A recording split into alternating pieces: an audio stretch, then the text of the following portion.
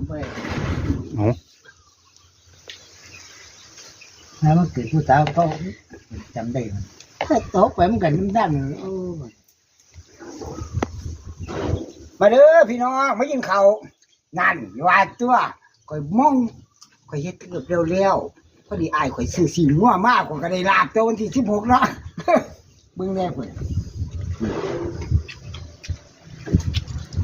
เอามึงเจ้าเบิ่งแน่นี่แม่นอ้ายหรือแม่น้องเอาให้เจ้าทายเบิ่งดูอันนี้แม่นหลานอยู่นี่เจ้าว่า2คนนี่ระวังแม่นอ้ายหรือแม่น้องให้เบิ่งคักๆเบิ่งแล้วคอมเมนต์มาบอกข่อยเด้อก็สิเผาปลาชูกินมื้อนี้มากินลาบไปก่อนแซ่บๆมื้อนี้ว่าตัวเนาะเฮ็ดบ่ได้กินน้อยอยู่จังซี่ล่ะคนมีลาบเนาะบ่ต้องซื้อก็ได้กินก็ยังว่าเนาะมาพอดีล่ะฉลองอันเฮ็ดเถือกใหม่เนาะมึงเดี๋ยวๆก็พูดดีคัก